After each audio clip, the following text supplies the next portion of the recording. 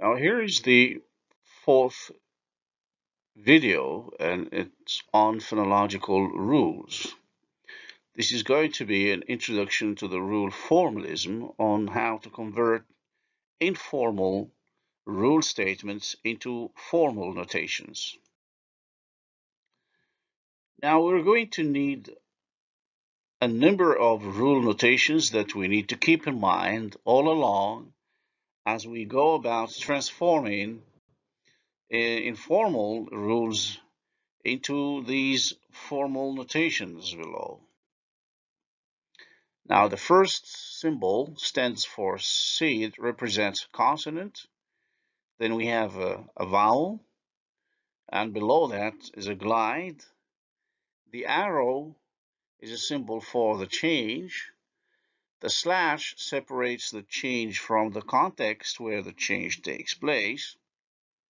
And then we have the word boundary, and we use the word boundary in two positions. For word initial position, as you can see, and for word final position.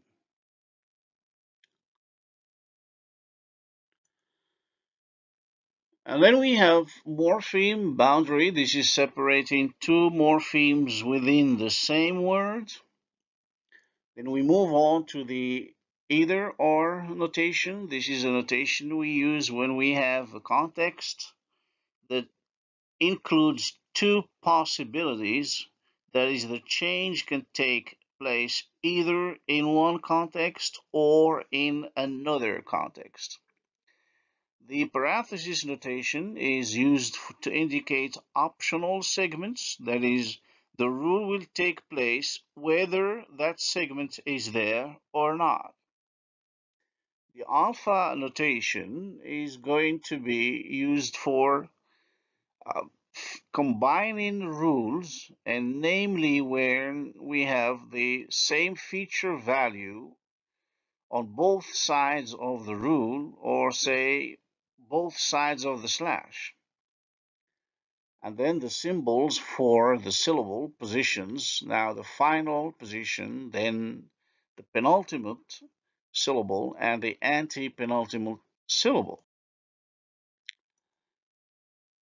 Phonological rules are formal notations that describe phonological processes. And since most phonological processes are context bound, that is, they can take place only in some contexts, we need a way to reveal this systematic relationship between the change and the context or the environment where it takes place. So there are three questions we need to answer in this respect. Question one is, what is it that changes? We need to describe the segment that changes using a feature matrix. B, how does this segment change? And here we mention, out of the features that we have in the feature matrix in A, we mention only the feature that has changed in B. In other words, to answer the question, how does it change? You need to have the arrow that relates A to B, and then on the right side of the arrow, we will mention only the feature that has changed. And C is, when does this change take place? In other words, we will draw a slash, and then after the slash, we specify the context where the change takes place. The rule formalism that we present below here is an answer to each of these questions. A typical rule would look like this.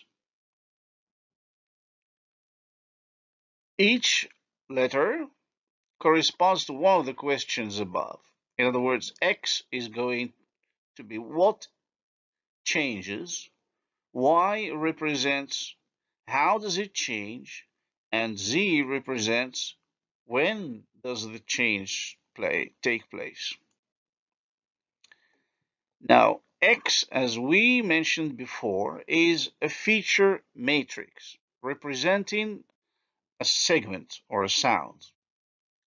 And this sound is the one that is going to be subject to change.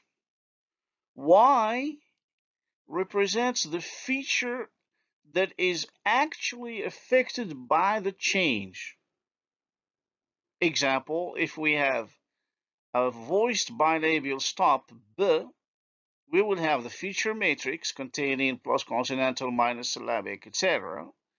And then on the right side of the arrow, if we have B becoming P, then on the right side of the arrow, we will have just one feature that is voice, minus voice. So, and Z is the context where this change takes place. Now let's look at this in more detail.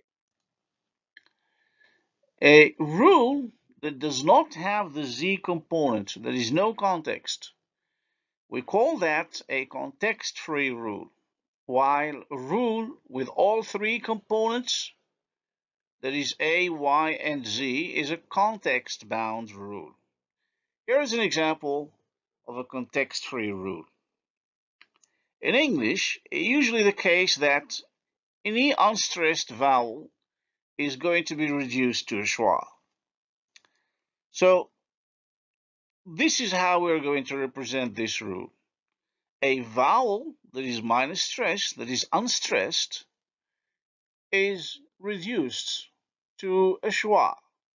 That's a low back spread lax vowel, the schwa, namely. Notice that we have no context. This happens all the time. Now, this rule is stating that all unstressed vowels become a schwa, regardless of any context. In other words, it is not dependent on any special context. Now, as an example of a context-bound rule, we look at this rule here. A stop is devoiced, becomes voiceless, in word final position. That's how we're going to represent the rule. The stop represented by the feature matrix, minus sonorant, minus continued, plus voice. On the right side of the arrow, as we said, we mention only the feature that has changed. It becomes voiceless. And then the slash that separates the change from the context on the right side of the slash. Now the context, if you go back to your rule notations, this context means word final position. So this rule is saying a stop is devoiced or becomes voiceless in word final position. Well, now we're going to pick up the phonological processes that we have seen in the last two videos, that is on assimilation and syllable structure processes. And we're going to transform those processes into formal rules. Let's begin with assimilation. We pick up the example, the English plural S, and of course you remember that it takes two forms, a voiced form and a voiceless form, as you can see. Now the voiced form occurs after vowels, after glides, after liquids, nasals, and voiced stops. The voiceless form occurs uniquely and exclusively after voiceless stops. In other words, we have no difficulty deciding which one is going to be the basic form, that is the one with the larger distribution, and so it's the voiced form that is going to be on the left side of the arrow. So since the variant Z has a larger distribution than S, so Z is going to be on the left side of the arrow. That's the basic form. And to the right of the arrow, we're going to have the voiceless form, the derived form. So we mention only, remember again, I'm stressing this again and again, we mention only the feature that needs to be changed to get the variant S. Look at the rule. That's the feature matrix representing Z minus sonant plus continuant plus interior plus coronal plus strident plus voice. That's the sound Z. What changes so that Z becomes S? On the right side of the arrow, we have minus voice. And of course, this happens in a specific context. That is when the last sound of a noun is voiceless. This happens when the last sound of a noun is voiceless, right? So that's the consonant, the feature matrix here represents the last sound in the word. And then we have the morpheme boundary, and then the environment for the plural S, and finally the word boundary. So that's where the plural S occurs. And it is preceded by a consonant, which is minus sonorant, minus continuant, minus voice.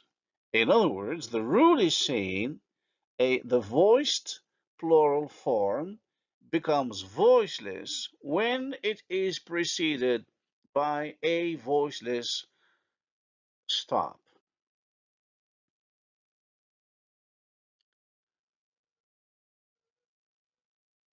Now we move to consonant deletion, and we pick up an example from French. Remember, the consonant deletion rule in French requires two conditions. First condition is the consonant to be deleted has to be in word final position. And next is the following word must begin with a vowel. In other words, this is what we should contain in our environment.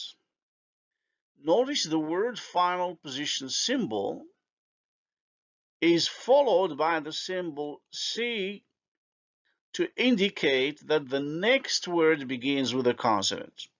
So the rule is saying a consonant is deleted in this context. Now, what's the context?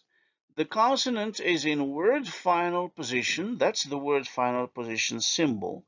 And then we have another consonant after the word boundary symbol to indicate that the next word begins with a consonant. In other words, this rule will not delete the consonant if the next word begins with a vowel.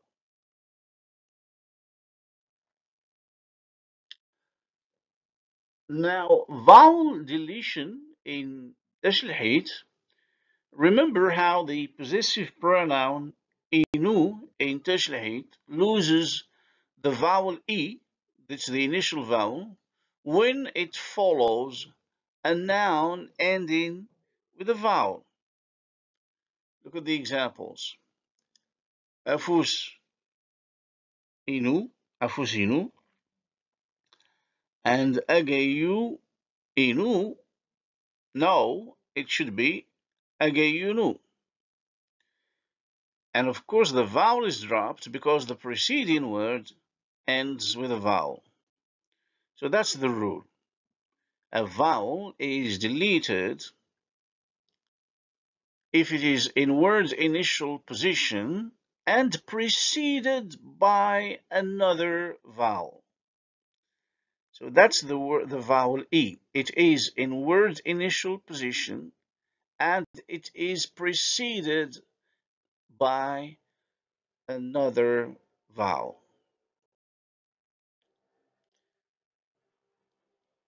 We move on to insertion rules. Glide insertion in Tajlahit, if you remember, we insert a glide to separate a word's final vowel from the vowel of the following demonstrative pronoun. In other words, when we end up having two vowels, we insert a glide to break up the vowel cluster. Look at the examples. Tazweeted, tazweeted, and easy yed, easy ad. And of course, we insert the glide y to separate the two vowels. So the glide is inserted right there. Insert this glide. Look at this symbol for insertion. It's the reverse of deletion. We insert the glide minus consonantal minus syllabic plus sonorant minus back minus round. That's the glide y in this position. In word's initial position, to separate two vowels.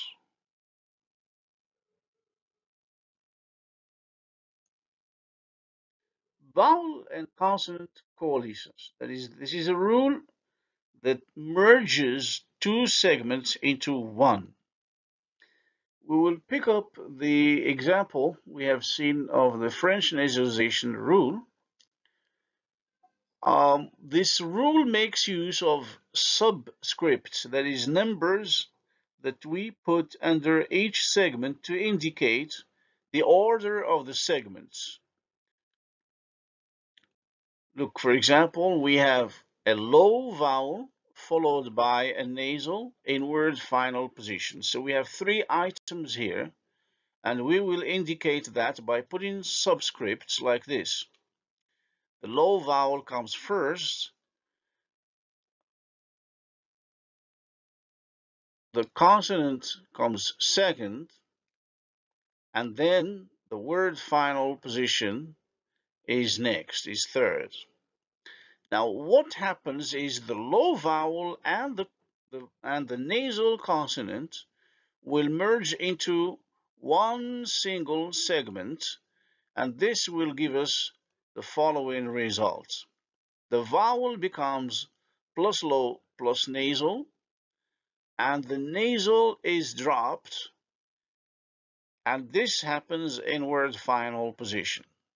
So this kind of rule is one simple way of indicating how two sounds coalesce or merge into one single sound. You may need to go back to phonological processes in the previous videos to look at the data that represents that this rule represents. The major class change. Remember, we have three major classes: consonants, vowels, and glides. A high vowel becomes a glide. That is one major, it moves from one major class to another major class. A high vowel, E or U, becomes the corresponding glide. This means that E becomes Y and U becomes W when followed by another vowel. Remember, the symbol V stands for minus consonantal plus syllabic. So if we say a high vowel becomes minus syllabic, the feature syllabic is actually included in the symbol V, which is plus minus consonantal plus syllabic. It becomes minus syllabic when it is followed by another vowel. This indicates a situation where two contiguous vowels, the first of which becomes a glide because it's followed by another vowel. Now, neutralization, this is a process that, if you remember, that we pick up from German, the voiced obstruents become voiceless in word final position. Now, here's the rule. Obstruents are plus consonantal minus syllabic, that's represented by the symbol C, and then minus sonorant, that's obstruents, including stops, fricatives, and affricates. And all these obstruents are voiced. So a voiced obstruent becomes voiceless in word final position. Now we move on to rule combining. This is a notation that we use to combine, remember, two rules where a change happens in one context or in another. In other words, this is an either or situation. The brace notation is used to describe an either or situation. As an example, consider the light L, as in words like lip, flap, love, million, and the dark L, as in words like hill, silk, wheel, hold. The light L is alveolar, hence plus anterior, and the dark L is post-alveolar, or let's say palatal-alveolar. Therefore, it's going to be represented as the feature minus anterior. And we're going to look at the rule. The rule says the light L becomes dark if it is in word final position, as in pill and call, or followed by a consonant, as in silk and help. So these, in fact, are two rules. But the formal rule will combine both rules into one context by using the brace notation. Look at the brace notation on the right side of the rule.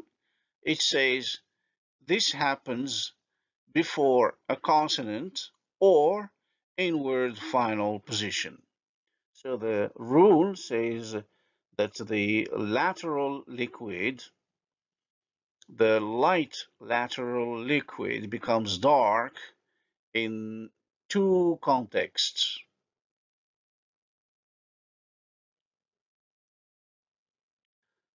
The parentheses notation is another way of combining rules, and it's used to indicate that a segment or an item is optional in a rule. That is, it could be there or not. Stress in French falls on the final vowel of a word. Example, matin, stylo, musée, banal, mignon, décor, rencard. The rule would look like this.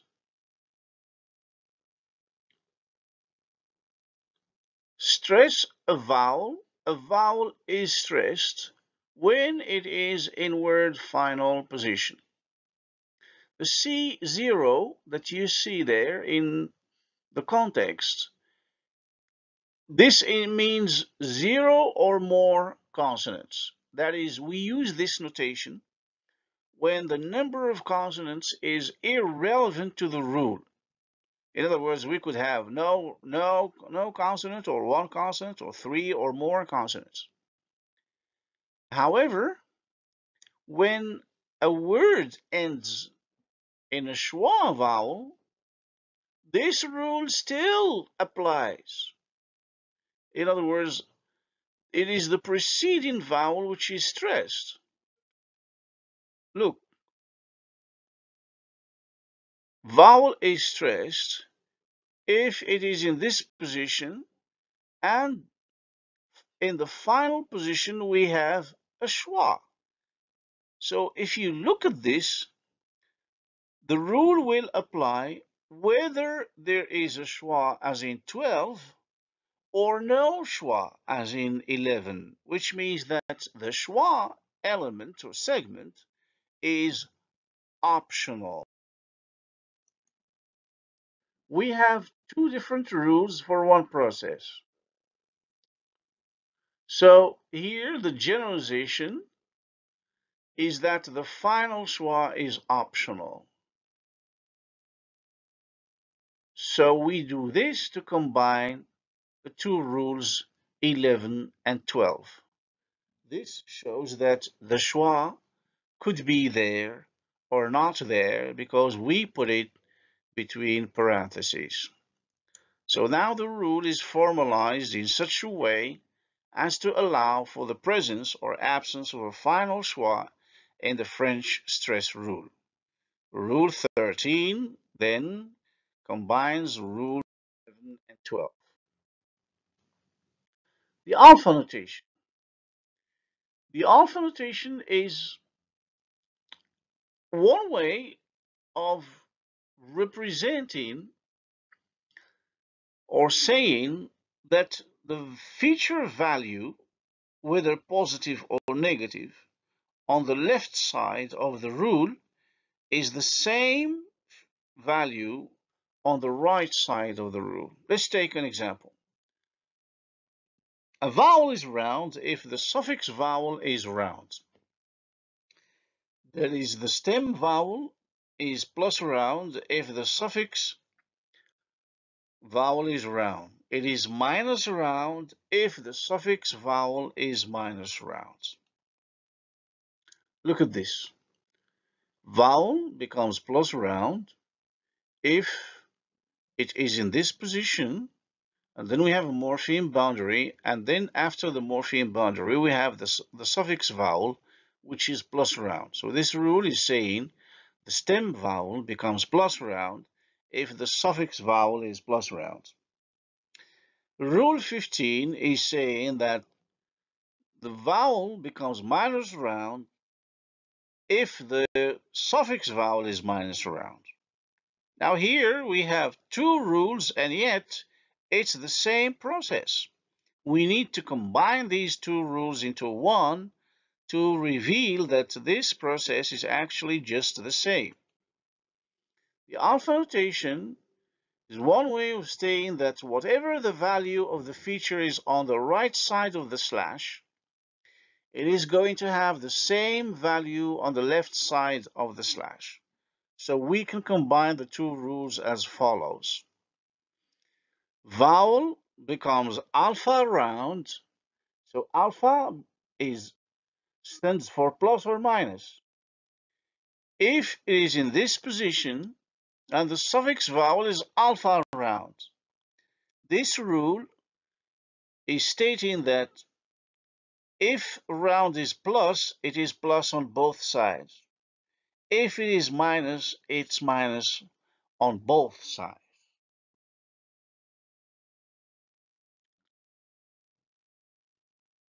So the alveolar, we'll take another example.